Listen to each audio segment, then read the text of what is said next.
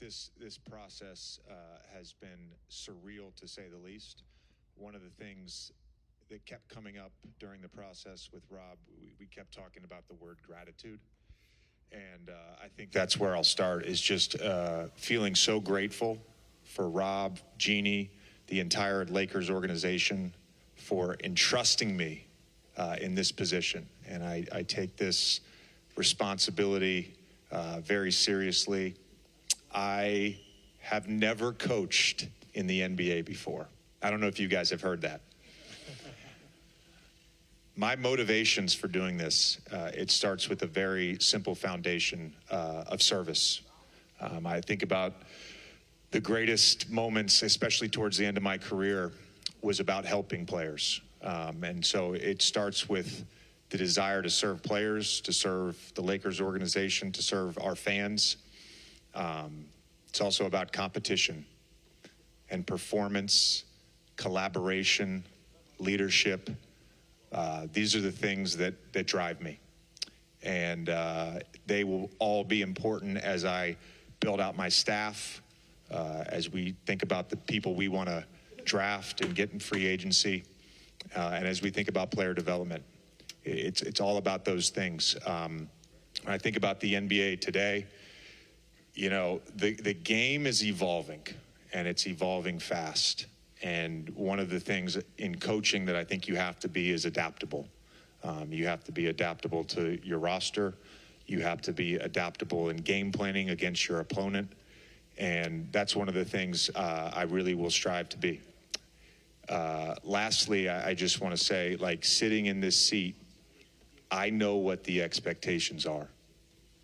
Lakers fans have some of the most passionate fans around the world.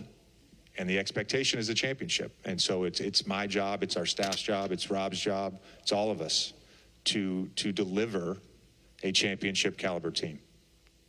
That's what I signed up for.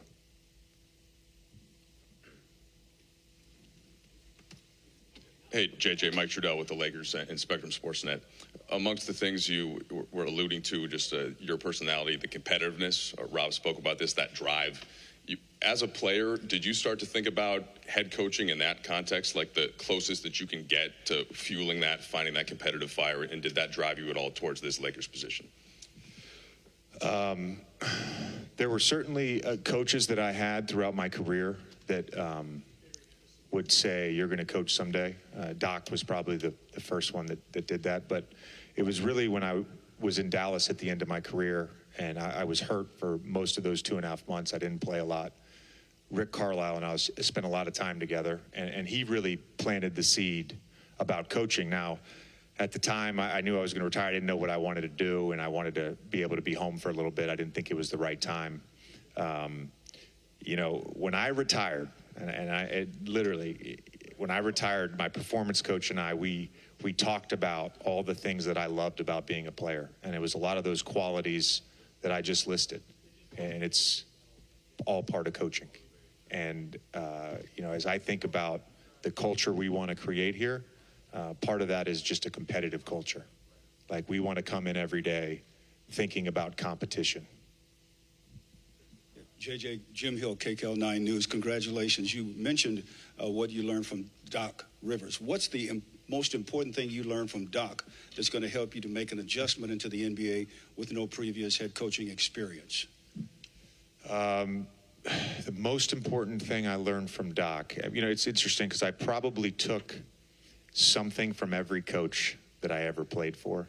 You know, Doc was such a good motivator. And one of the things that I think he is particularly good at is creating a vision, communicating a vision, and then getting you to buy into that vision day after day. Now, those Clippers teams, we didn't reach our ultimate vision, unfortunately, but that's something that he was always so great at. He's an incredible communicator. Welcome, JJ and Rob. Good to see you. If I could ask one of you both. Rob, obviously in today's media landscape, the twists and turns of a coaching search kind of become public fodder. Can you speak on, you know, you guys are obviously very ecstatic to have JJ in this role, but there was a pursuit of Dan Hurley before, and just where did things stand? Did you put the JJ process on hold in that moment, and just how did that play out? Yeah, happy to talk more about the entire process at another time. Today's sort of JJ's day, and I will say this, from the start, he was in our plan A pool of coaches that we were really interested in exploring. And I think the most important thing is throughout the process, JJ and I had direct and sort of constant communication to keep each other in the loop with what he was going through with his previous job with the NBA Finals. And I was keeping him abreast of the search. And I think sometimes before a partnership is forged, when you can have real, honest conversations before you actually become partners, it solidifies the relationship. And I think looking back to how transparent we were with one another, even in the midst of stuff going on in the media, I think it actually solidified our confidence and belief in working together. And JJ, to retire after a long, successful career, a lot of athletes, it's a tough transition. You were able to quickly parlay that into the successful podcast venture, obviously the broadcasting, the NBA Finals. With that going in your direction, like that could have been what you did the next 20 years. Why did you decide that coaching was what you wanted to do in your basketball life? I'll answer the question in a second. I want to follow up on something Rob just was talking about. And that's, you know, when the process was going on and we first met in Chicago, you know, I was getting ready to call game one of the NBA Finals when the Dan Hurley news broke. And Rob was quick to call me. We had a great conversation. During that whole 4-day period, like at no point was my ego or feelings hurt or bruised in any way. Dan Hurley is a 2-time national champion at UConn. I am a 2-time 55 Swiss League champion in the 3rd and 4th grade division. Like, I understood, you know, I understood. It's funny because, Dave, I get that question all the time, and I've certainly gotten that question a lot. From people that I trust and confide in over the last year. It was really after I interviewed for the Toronto job last year that I knew that I wanted to be a head coach in the NBA. And so the last year, I spent a lot of time talking to coaches, talking with GMs, picking their brains. I am very fortunate that I have a small circle of people that are currently working in the NBA that I am friends with, that I can confide in, they can help me. And the further I got into those conversations, the further I got into my own sort of journaling about coaching, thinking about it, envisioning it. Rob and I talked about this a ton. I just felt like this is what I'm supposed to be doing. I mean, I brought it up, like I have zero coaching experience in the NBA, but I would argue that I'm very experienced, and it started 22 years ago when I went to Duke, and I got to play for Coach K for 4 years, spent 15 years as a player. Honestly, the last 3 years have been invaluable in preparing me for this moment. Being able to connect to players, talking to them on the podcast, being in coaching interviews with ESPN, calling games, analyzing the game in 3 different formats. All of that has helped prepare me to be an NBA head coach. Rob, JJ, over here, Dan Winke with the LA Times. Yes. Questions for both of you guys. JJ first. How do you kind of envision, I think Jovan wrote something about Anthony Davis and kind of using him. How do you envision kind of Anthony Davis and LeBron James here as part of this team, provided LeBron resigns? And then Rob, for you, how are you going to sort of thread the needle of the late stage of potentially LeBron's career with the transition into whatever's next? You know, I think the first thing is with any player, Anthony Davis, LeBron James, Austin Reeves, any player on the roster, I can have a vision for how I want to use them, but there has to be buy-in and collaboration, right? So I can sit up here and tell you how I would like for them to play, but if there's no buy-in, then it doesn't really matter. So I think part of the next 2 months, and I know those guys are going to be busy with Team USA, part of the next 2 months is just having conversations.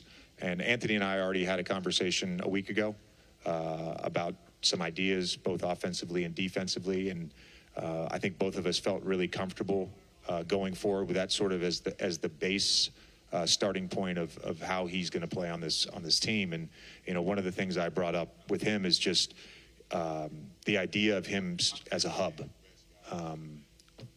There's a bunch of guys at the 5 position in the NBA that sort of operate in that way, and I don't know that he's been used in that way and sort of maximize all of his abilities.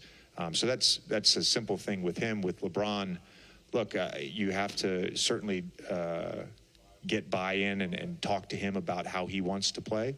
Him and I have joked about this, but like, he shot over 40% from 3 this year. Like, I want him shooting threes. He's going to have his 3 or 4 bursts every game where he gets out in transition and does things that no one at his age should ever be able to do, but he does it. It's really just figuring out in the half court, putting him in different spots, both as a scorer and a facilitator. That'll be part of the conversation over the next couple months. Yeah, I think first we want to respect and honor LeBron's ability on June 29th to make a decision about his contract. He has a player option, as we all know. So definitely we'll give him that time to go through that decision. But I will say, if he does return to the Lakers, the proof of concept in having 2 all-pro players as the core pieces of your team has worked for us to the highest level, of course, in 2020. But if those 2 players are at the core of what you're building, we like our chances. And of course, we'll continue to have conversations as we approach free agency here in the next week or so of how we want to tweak or make roster changes to put ourselves in a competitive position built around those 2 players. Hey, Rob, JJ over here. Yovan Buha with The Athletic. First, for JJ, how have you gone about preparing for this position, especially kind of through the interview process, and then how have you gone about developing your coaching philosophies? Again, it goes back to sort of how I answered Dave's question. Some of my coaching philosophies lie in the different roles I've had post-retirement. I think a big thing for me is you have to look at your roster, and then you have to figure out how you can create margins with that roster. And this roster, let's say last season, they did a good job of not fouling and getting to the line. They did a good job of creating a margin with fast break points and points in the paint. When I think about that with this team, it was like, how do we generate good threes? How do we generate more of that? Defensively, how do we scheme better?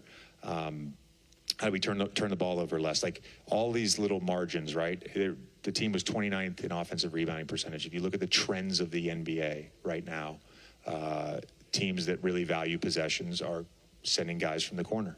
They're not worried about getting 3 guys back. I mean, when I played, you were either a go guy or a get back guy. I think giving players the freedom, especially from the corners, to crash is huge. You can create a margin there. That all came from just analyzing the game over the last 3 years. Philosophically, culturally, again, those are all based on experiences. When I think about culture, the foundation of it has to be competition. There has to be joy in it, though. Like, the pursuit of greatness can't be miserable. Every day that somebody walks in this building, they have to enjoy it. I think part of being a coach, right, is like, can I maximize each player? That helps maximize the group. And does everybody in the building, not just the players and staff, does everybody in the building enjoy coming to work every day? That's sort of on me to create that culture. And then one for Rob. As of Wednesday, you guys will have access to your 3 first-round picks. Have you thought, or I guess, what can you share about how you potentially might use those? Are you thinking maybe something bigger move, a couple smaller moves? How are you thinking about building?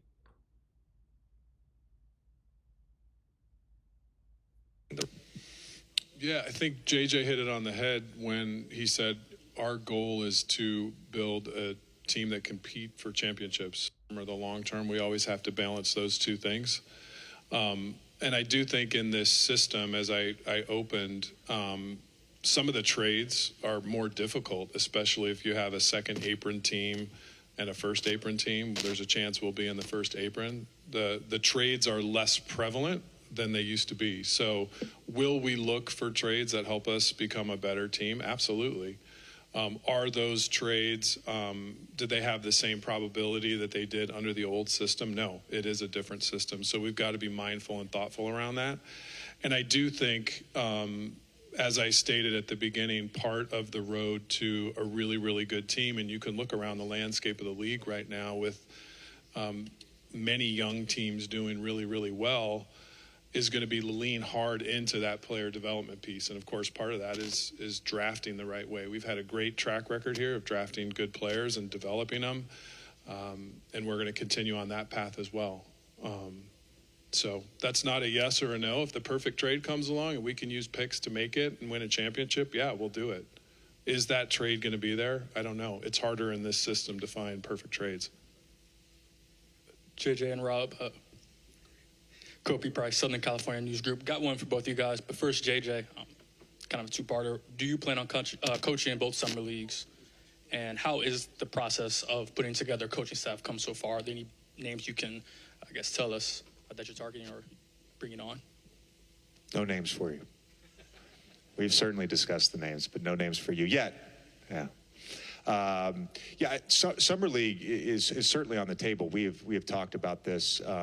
There's a few factors, and we'll just sort of make the decision at the time. But I'll be heavily involved in Las Vegas. Our understanding, at least right now, is we'll still be doing a lot of free agency work here during that first part in Sacramento.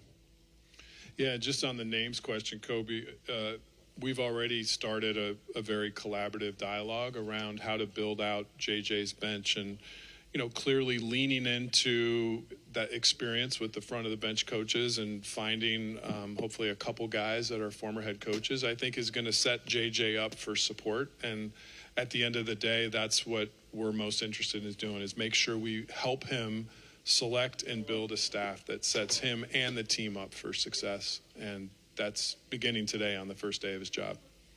And then, Rob, one for you specifically. Obviously, JJ and LeBron, they have had a podcast going since March.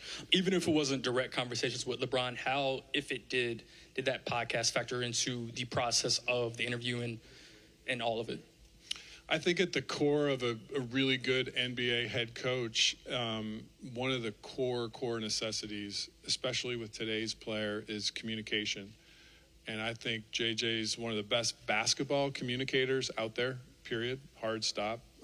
Anyone that's paid attention to what he's done and built and his interaction with players and coaches and executives, he's special at that.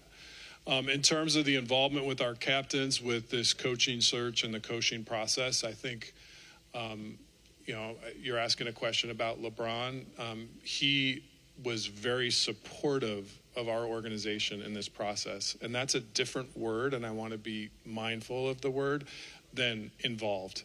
So I would say it again. LeBron was very supportive of us and our process, but chose not to be heavily involved, and we respected that. Anthony Davis, our other captain, chose to be very involved and was very involved. I talked to him throughout the process and got a lot of help and wisdom from him. And he was very excited for today. Melissa Rowland, Fox Sports. This is a two-parter to Rob. I'm going to begin with you.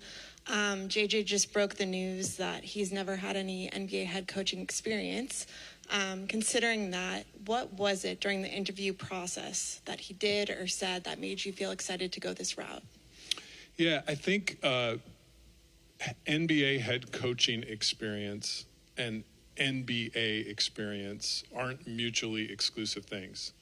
I think JJ has an amazing amount of NBA experience that's going to make him a great NBA coach.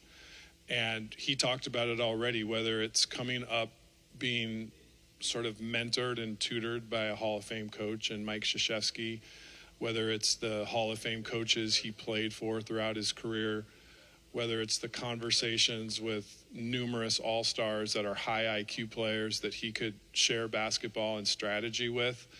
It was just really important to us as we made this hire to find a head coach that could sit across the table from some of the smartest and best players in the world.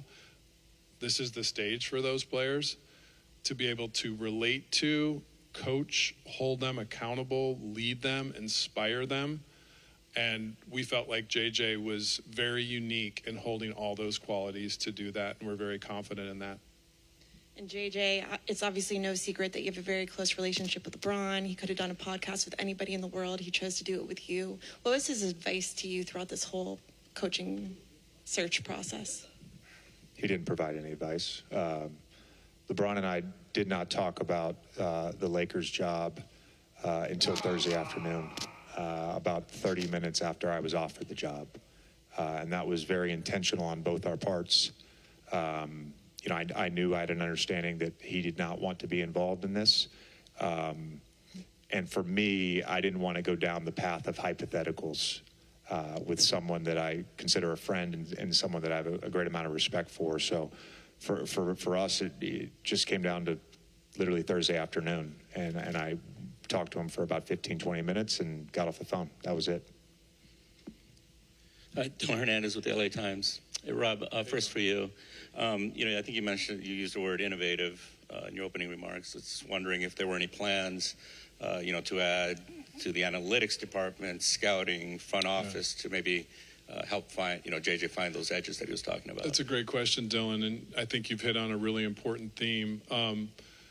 JJ and I have had some really robust conversations around innovation and sort of even gamifying player development. If you think about a 20-year-old basketball player today and maybe a 20-year-old basketball player, 10, 15, 20 years ago, the modiums of learning are completely different. I mean, we all probably, some of us have kids, we have nephews, nieces. Kids and athletes are learning in new and innovative ways. So we've talked about how do we translate Coach Redick's offensive system to app-based or a phone-based deliverable where players can be buying into a philosophy and learning it in a way that meets today's young player. And I think innovation's got to be at the core of that. We have a vision for, to your point, of hiring out his support staff in sort of this tech, bullpen way of getting innovative minds to help bring his basketball strategy and bring his basketball philosophy to life in a way that our players can grasp it, learn it, and actually grow their basketball IQ. I think there's no one in the room that would argue that JJ is not one of the highest basketball IQ players and thinkers in today's game.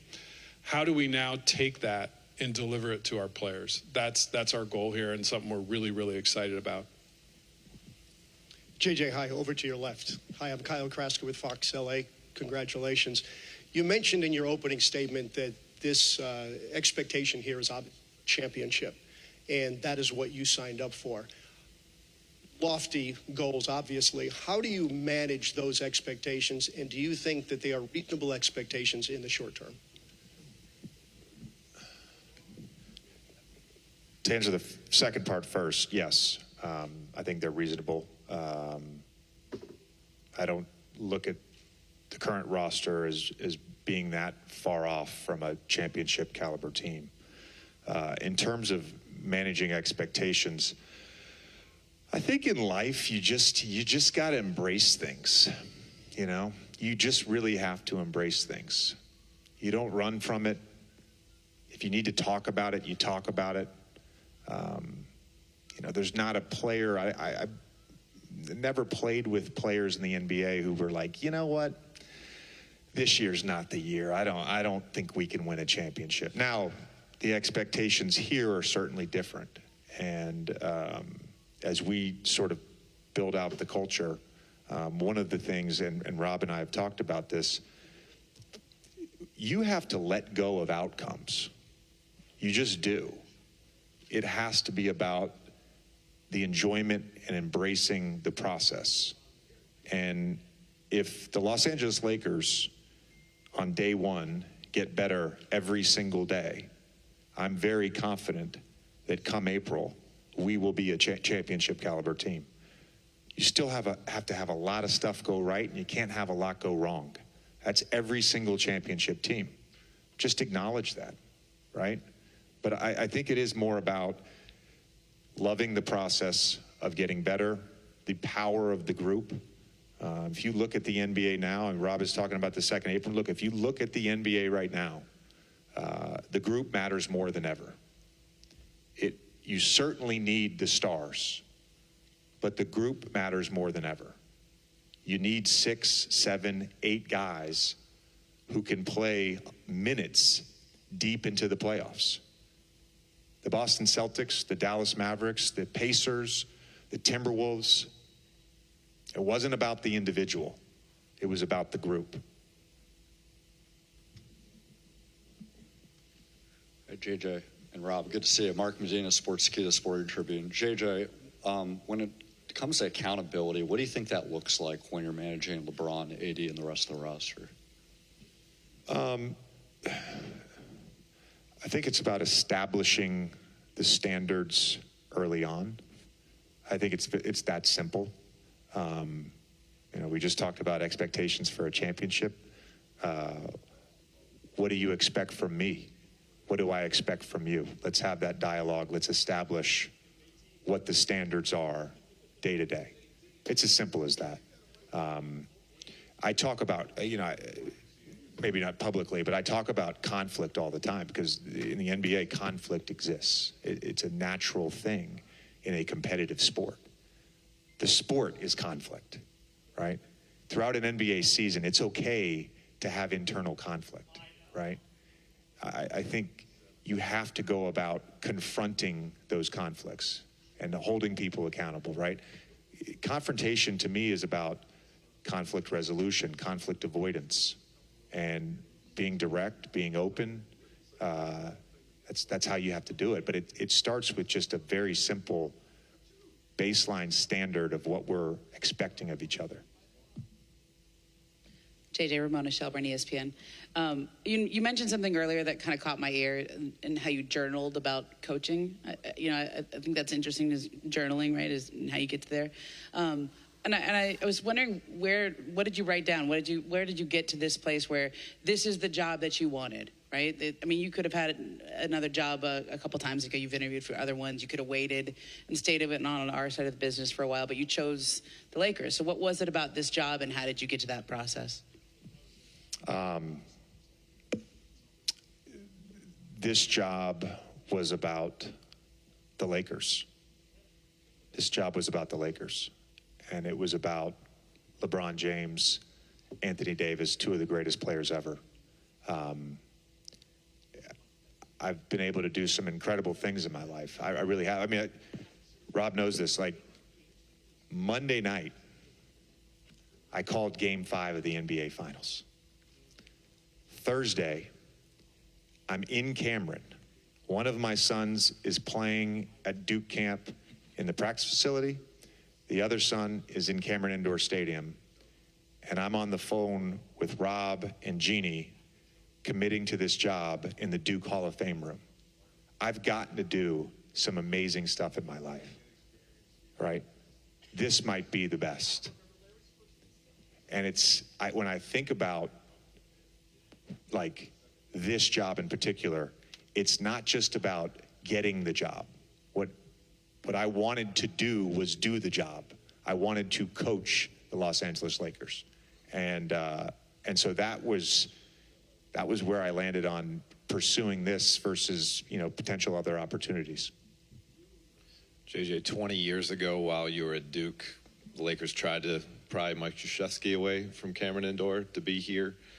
What did Coach K tell you in regards to maybe looking back at that, or just this job opportunity in general? Coach has, since 2004, has had a great relationship with the Lakers and the Buss family. He was very complimentary of the organization. And he was very helpful throughout this process.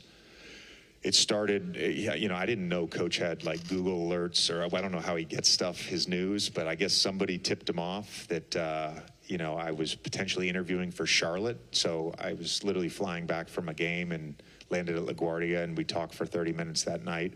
Ultimately did not do the full interview there, and kind of put that coaching thing on pause. And then this opened up, and Coach throughout the process was very helpful in terms of just me navigating the interview process,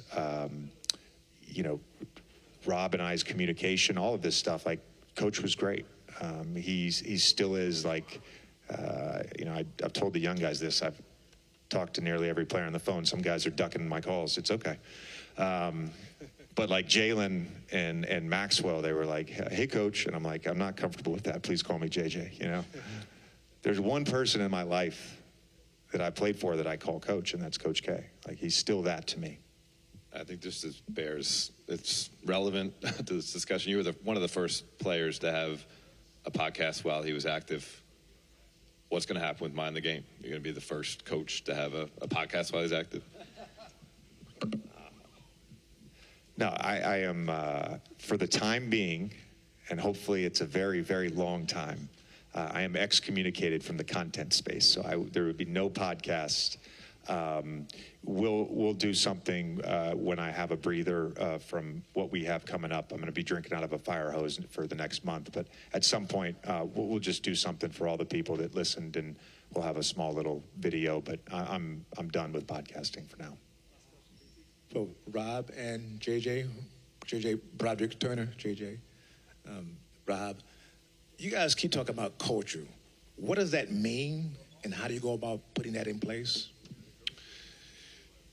What becomes immediately impactful when you get to spend time with JJ is he has a obsession about winning and an obsession about excellence. We've had players come through here that share that mindset.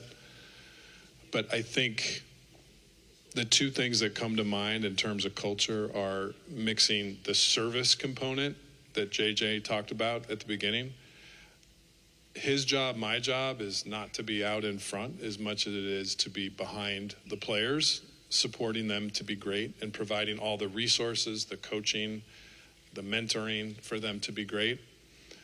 And then just obsessing about the details to get to a place of excellence and to get to a place of winning. I think that combination of those two divergent things is really important to our championship culture here. I'll be very simple in my answer. Like, to me, culture is very simply two things. It's how a group interacts with each other, and it's the things that a group prioritizes. And so, as the head coach and as the GM, like, along with the players, we have to determine how we're going to interact with each other and what we prioritize. And it's all those things we talked about. Mitch, were there a couple people that didn't get a chance that we want to? I'm more than happy. I know you guys traveled a long way to get here. Happy to do a couple more. JJ, what are you most curious to learn about just the process and art of coaching, like, as you go through this year? My first challenge. No, it's interesting because I have, going back the last year, I've always been a visual person. As a player, I relied on visualization. In a workout in high school, I had a free period, and on game days, I would walk through the gym, and I would look at certain spots on the floor, and I would visualize coming off screens and where the defense would be and the angle which I shot the ball, the arc on the ball. And I've visualized every scenario. For the last year, that's what I've done in terms of coaching.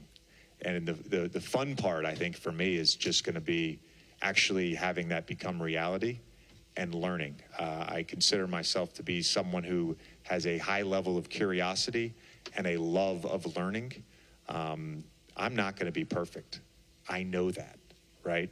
The pursuit of perfection, which I've tried my whole life, I've recognized you're never going to get there. So giving myself a little bit of grace is going to be important. I'm not expecting grace from any of you. I don't expect that. It's fine. No, I really don't. I don't. But giving myself a little bit of that is going to be important. If there's like a specific thing, I mean, it's very simply, what is the feeling going to be like walking out for your first regular season game and sitting there and putting your hand over your heart for the national anthem? What is that feeling going to be like? Hi, Coach. Yeah, I work for Kyodo News, Japanese News Warrior. So I want to ask two questions about Rui Hachimura. First one is, obviously, roster is not set yet. However, how do you want to use his strengths on the court? And second one, he hasn't made it official yet, but in my opinion, he's probably playing for the Japanese national team in the Paris Olympic. If he does, would this affect your plans for Rui? I'll start and then hand it off to Coach. We had the privilege this morning of being able to have some time with Rui. He was in the facility, and super excited to watch JJ coach him. And he did share with us, and I'm sure he'll have his own news that he's thinking through the Olympics, and hopefully there'll be good news there. But it was great to sit upstairs with him earlier today, and he's going to have a great summer. Yeah, I thought he had a fantastic year last year. One of the things, and maybe I should have mentioned this to Ramona's question, but beyond just the Lakers and LeBron and Anthony Davis, I'm excited about some of the younger guys on this roster and helping them. I had great conversations this weekend. Two that I had that I loved were my conversation with Austin and my conversation with Rui. And, I think for him, in terms of how I envision sort of him on this team, like I want him shooting more threes. So that's a big part of it. I brought up the offensive rebounding. I think he can really become an elite offensive rebounder. As we sort of build out our offensive system and how we're going to play, when we start incorporating movement and cutting, Roy can be an excellent cutter, and part of that is because we're going to manipulate screening angles. He's going to get mismatches, and he can really score at the basket if he has smaller players on him. First of all, Eric Pincus with Bleacher Report. Thank you, Rob, for a little bit of extra time. Just want to ask the coach here. You mentioned visualization, and coaching is a lot about details. Have you visualized how you will build out those chops of rotation management, end of game management, clock management, load management, like series management, everything that goes into those little details? And do you have a philosophy, a plan? Obviously you don't have the firsthand experience doing it yourself. You've been around it, you've experienced it through other coaches, and will that be something you rely on heavily with support from your bench? Yeah, again, going back to just collaboration, like this is all going to be a really fun part of this summer over the next couple months leading into September, is thinking about all those things, right? Once the roster is set, rotations, game management, load management, all that stuff. I think a big, and I told Rob this in Chicago, this is like a big thing for me, is just my relationship and communication with analytics and my relationship and communication with performance. Those are as important as anything else that I can do as a head coach. And so I've certainly thought about all that stuff. It's obviously going to be dependent on the roster. But yeah, I'm going to use math. Hey, JJ, Claire DeLune with The Guardian. First of all, sorry, right in front of you. First of all, happy birthday. Second of all, what misconceptions or concerns about you that you've heard in the last few weeks are you most like looking forward to dispelling when you're the coach? It's a valid question, and I've certainly heard everything. It's been a really interesting 6 weeks or so, just in terms of being part of the engagement farming industry. It's been really interesting. However, I don't really have a great answer for your question, because I really don't give a fuck. Like, honestly, I want to coach the Lakers. I want to coach the team. I don't want to dispel anything. I don't. I want to become a great coach in the NBA, and I want to win championships, and I want my players to maximize their careers. That's all I fucking care about. Hey, Coach. Timothy Parker, Spectrum Networks, Los Angeles. I talked to Ryan Hollins about you. He said you were very meticulous in your preparation and said you had one of the most cleanest lockers, too. How does that translate into being a head coach, from a player to a head coach, that same meticulousness? Yeah. Look, I'm sure there are coaches that have a certain level of OCD like me that have been super successful. I'm sure there's coaches that are messy that have been successful. I don't think there's like a perfect sort of personality to be a coach. I have to be me, though. You know what I mean by that? Like, I have to be me. For me to be a good head coach, I just have to be me. I trust in who I am. I know what my weaknesses are. I don't know all my blind spots as a head coach, let's be honest. I don't, because I haven't done it yet. I know what my strengths are. Like, I'm confident in myself and who I am.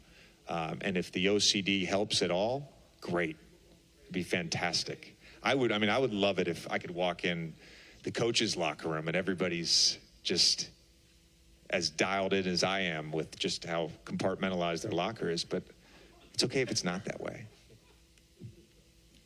Hey, JJ. Jim Alexander from the Southern California News Group. Welcome back to LA, by the way. With all the experience that you've had in various facets of this game, are you anticipating that there's going to have something come up this year that you're going to say, oh boy, I didn't see that coming? And how do you handle that? Yes. It wasn't that question, was it? No.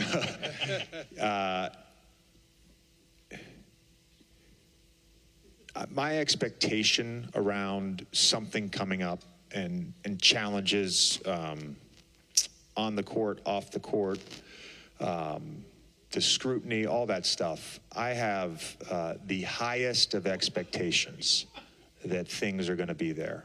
And yet I recognize it's probably going to be worse than I could imagine. In terms of how I would handle it, look, I don't know. What's the situation, right? What's the situation? Rob and I talked during this process about a very specific thing, and it goes back to one of my earlier answers. Like, some things can't be avoided. Some things I think can be avoided if you set those standards and expectations early. And so when you get to game 60 and something happens, you've already sort of built in the system for how to deal with that.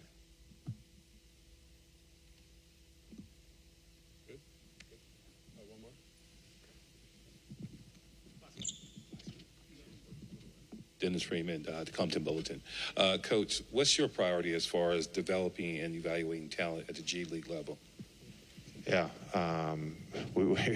we definitely talked about that during the process. And I think one of the things that we discussed different hypotheticals, of course. One of the things that we discussed is like, what is the vision for how we're trying to play? And so a big part of evaluating players in the G League, second round picks, undrafted players, whatever, guys on the summer league roster, all of that thing is like, can they fit with who we're trying to be? And so, I'll just be honest with you. A big thing for me is like, you need two-way players. You need guys that can guard to be a championship level team.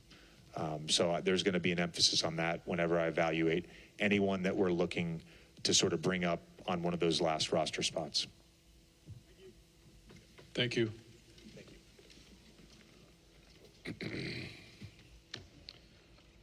The Lakers